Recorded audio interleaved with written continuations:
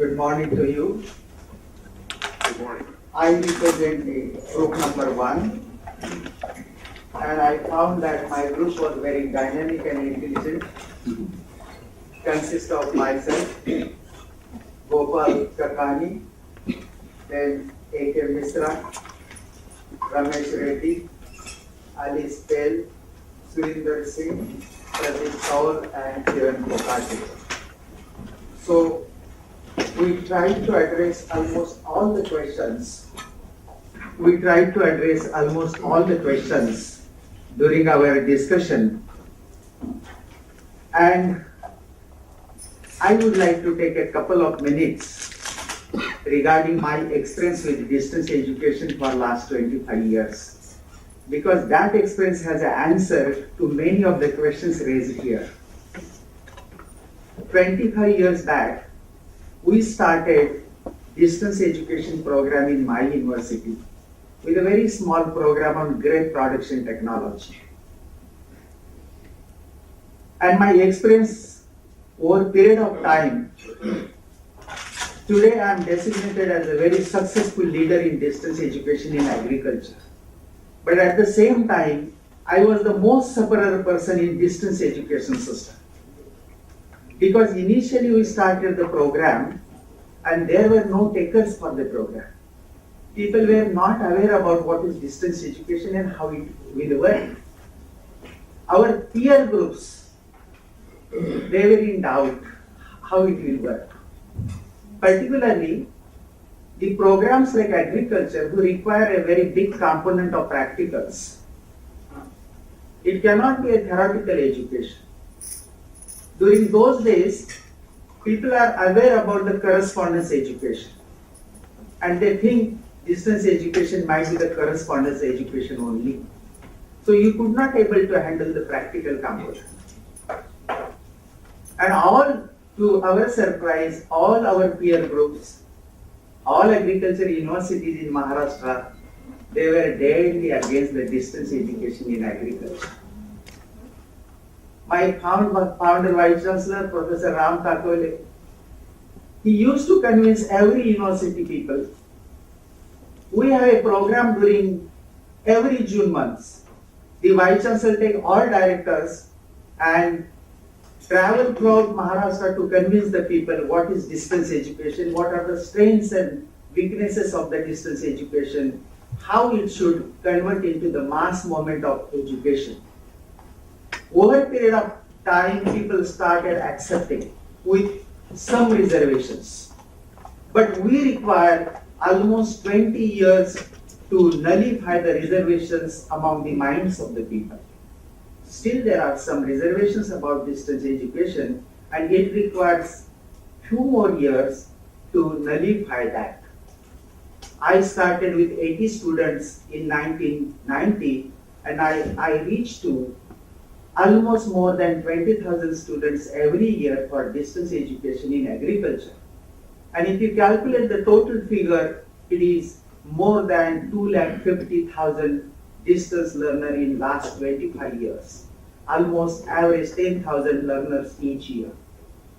What I would like to share with you, even if you have a good intention, good program, initially that program has a resistance from the peer group.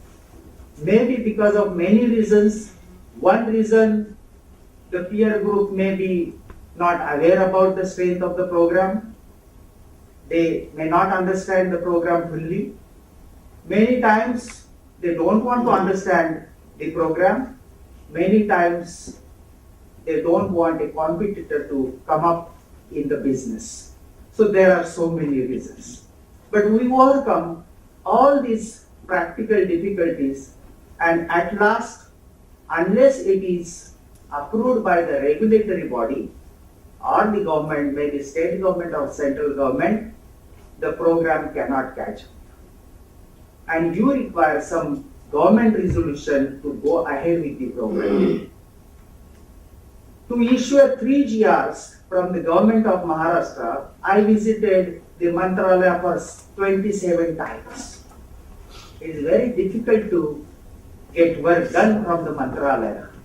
After that GRs are issued, and our program are recognized for all purposes, including higher education and including job markets, the program started picking up. And now we do not go for convincing anybody because all our programs are recognized by the government and there is a good job market for the program. We have created a learning material. It is best in the regional language, and all the students, undergraduate and postgraduate, they are using this material for preparing for the competitive examination in Maharashtra. It is a proud moment to share that almost all the agricultural technology schools in Maharashtra, they use our material as a textbook in their syllabus. So the strong material can create the impact. And there are so many financial, administrative, logistic issues we have addressed during last 25 years. It will be useful in sharing here to go ahead with our MOOC moment in agriculture. Now coming to the questions addressed, the first questions, financial policy and constraint. It was discussed that ICR is a regulatory authority as far as agriculture education in India is concerned. And mostly, they have a very rigorous rules and regulation for graduate, postgraduate and PhD programs. Comparatively, there are very less regulations for certificate and diploma program. To begin with, we can start with the certificate and diploma program through MOOCs. That is a possible way to begin with. Secondly, at the same time, we have to approach the regulatory authorities like Indian Council of Agriculture Research, Veterinary Council of India, Distance Education Council, Distance Education Bureau, and the Department of Agriculture Research and Education for a umbrella MOU on behalf of all agriculture universities, so that agriculture universities will have a freedom to go ahead with this MOOC moment. And I think Dr. Dilip Kumar will take care of this and approach the ICR Director General or Deputy Director General Education for this umbrella MOU. Secondly, some NARS partners have some reservation regarding the membership fees, which is given in that $5,000 per year. Looking to the Indian condition and Indian scenario, we discussed a lot of things and finally concluded that there should be a membership fee, but it should be one time, it should be not annual, and it should be $500 at one stroke at the beginning. Then my friend Dr. Ramesh Reddy has raised a question, how we'll manage the show? For managing the show, we should look for some funder like Indian Council of Agriculture Research or MHRD for a fund initially to take care of this moment. And we compromise on this mechanism that we should look for some national funding agency who has this mandate to go ahead with. Second question we address, percentage flow back of the money earned. How much percentage of the money should go back to the consortium? See, this is a charitable organization. It is a not-for-profit organization. But we earn some financial resources. We will have a different types of program. Some programs will have hot cake program and some will not hot cake programs. The hot cake program will generate the resources and it will be used to give a cross subsidy to other programs who are not much popular. At the same time, if you earn some resources, 15 to 20% of that part should go back to the consortium to take care of the operational cost of the consortium. So we calculated 15 to 20% share should go back to the consortium. Then third question, monitoring of finances. There is a set process in India to follow government rule of financial rules, that is GFR. that GFR should follow in all financial transactions in case of this MOOC resources. The next questions we address is the institutional consent to provide the content. We found that every institutions have a lot of resources, academic and professional resources, and there is no problem to share these resources. The problem lies with the regulatory authorities. They want approval from the regulatory authorities. They want a policy, a uniform policy on behalf of agriculture universities to be decided by the ICR and Veterinary Council of India so that they can go ahead with the resources and the material with them and they can take part in this moment. The regulatory authorities in case of agriculture are ICR, Veterinary Council of India, Department of Agriculture Research and Education, and in case of Distance Education Council, Distance Education Bureau, and we have to prepare policy at that level. The next question was ownership of the content and the control. Who will control the content and who will own the content? Naturally, we thought that the creator, the host institution who create the material should have the control over the content. They are responsible for revision, they are responsible of updation, but in case they do not have resources to update and revise the material, they can authorize our other institutions to revise the material on behalf of them. It should also have a provision in that. The next question, present constraint and impediments. So most of the agriculture university people say that they have starved the staff. 50% positions are vacant. So the manpower is the main constraint. Resources, financial resources is another constraint. So there are only two constraints, financial resources and manpower. What is the impediments? Impediments, they require a uniform policy at national level so that they need not to approach ICR for every small things. So the consortium should take care of this and have a umbrella MOU with ICR so that all agriculture university can actively participate in this program. Then who will use the content and for what purpose?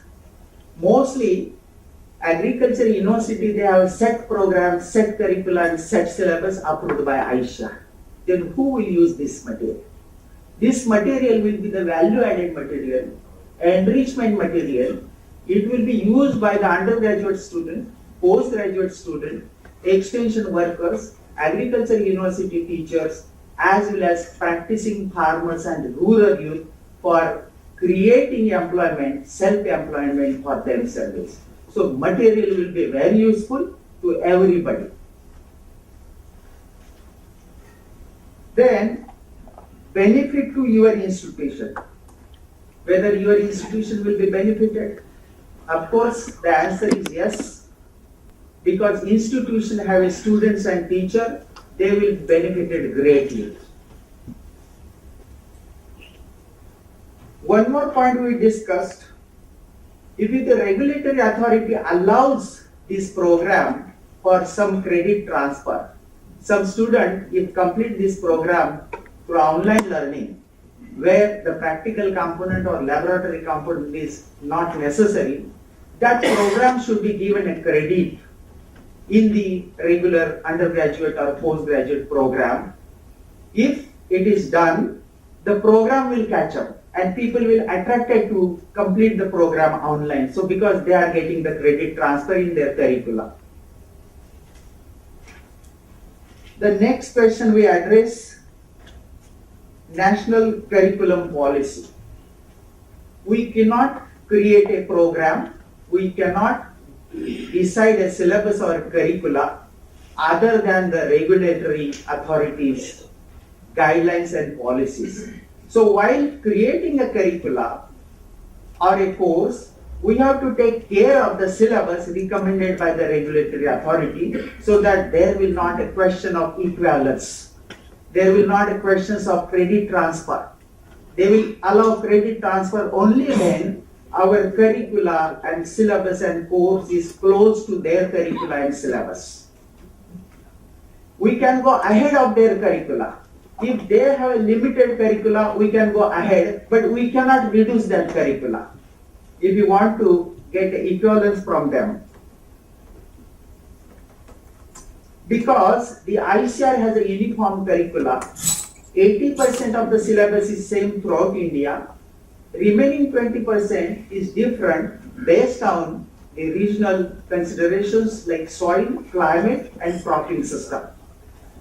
So we have to also match our curricula with those of the regulatory authorities so that the equivalence problem will be solved at that point of time. The UGC have a new circular from this year. They have created some system to select a choice-based credit system. Any student can take any course from other department for his enrichment. For example, I'm a student in agricultural sciences, but I can take one course like cyber security from computer science department. I can select one course like communication skill in English or communication skill in Hindi or Marathi from the humanities and social sciences. If we give the credit under this choice-based credit system, this moment will go up. And UGC have mandate for that, and all universities are required to do this. So university will include these courses under choice-based credit system, and this moment will go ahead. The last discussion, if we want to go ahead with this moment, we have to consider two partners with this. Number one is the Indian Council of Agriculture Research, and number two is MHRD. ICR is working with National Agriculture Education Project. If we link this MOOC development moment to National Agriculture Education Project, ICR will ready to help in this endeavor. Second, MHRDA has a choice-based credit system. They wanted a number of courses available in the market so that students have a choice to select among them. So MHRD and ICR, since it is their mandate, they will help us in this moment. I think we address most of the questions. I will request Kakani to support me if I miss some of the points. Otherwise, it is open for discussions. Okay, I want to thank you for your comments. I appreciate your insights, given your long work in the area of physical education. What I'd like to do is continue on with each of the groups, and we'll get a report from each group, and then we'll open it up to the floor for discussion. So,